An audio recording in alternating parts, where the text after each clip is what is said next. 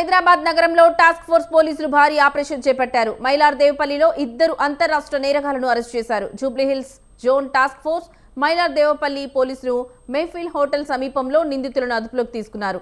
నిందితుల వద్ద నుంచి 2 నాటు తుపాకులు, 7 బుల్లెట్లను స్వాధీనం చేసుకున్నారు. తుపాకులతో పాటు బెలెనో కారు, 3 మొబైల్ ఫోన్లు, 5 లక్షల నగదు సీజ్ చేశారు. నిందితుడు షా బాబాపై గతంలో కర్ణాటకలో దోపిడీ, కిడ్నాప్ కేసులు ఉన్నాయి. ఆమీర్ ఖాన్ పై నాందేడ్లో హత్య కేసుతో నమోదైనట్లు పోలీసులు తెలిపారు. సులభంగా డబ్బు సంపాదించడం కోసం తుపాకులు చూపిస్తూ దారి దోపిడీలకు పాల్పడుతున్నట్లు పోలీసులు గుర్తించారు. వాళ్ళ కొంచెం క్రిమినల్ బ్యాక్గ్రౌండ్ ఉంది. సో అందరూ కలిసి ఒక క్రిమినల్ కాన్స్పిరెన్సీ, ఒక గ్యాంగ్ ఫామ్ చేశారు అండ్ రెగ్యులర్ గా ఇది ఆఫెన్స్ చేయడం స్టార్ట్ చేశారు.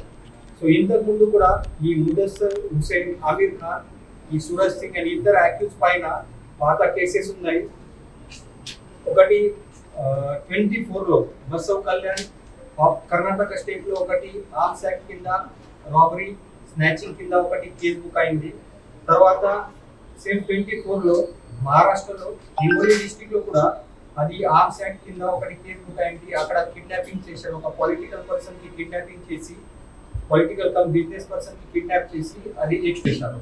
సో ఇది పాత రికార్డ్ ఉంది.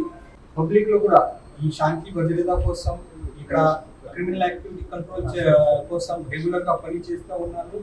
ఎవరైనా ఈ క్రిమినల్స్, ఈ యాంటీ సోషల్ ఎలిమెంట్స్ ఈ శాంతి భద్రత డ్యామేజ్ చేస్తున్నారు, ఇక్కడ క్రిమినల్ యాక్టివిటీ చేస్తున్నారు, వాళ్ళ పైన కూడా నిఘా పెట్టి ఉన్నారు. సో మన పబ్లిక్ లో కూడా మన సైడ్ నుంచి ఏదైనా ఇది యాంటీ సోషల్ ఎలిమెంట్స్ సొసైటీలో ఉన్నారు, ఏదైనా క్రిమినల్ గురించి మీ దగ్గర ఇన్ఫర్మేషన్ ఉంది, ఇమీడియట్ గా మన టాస్క్ ఫోర్స్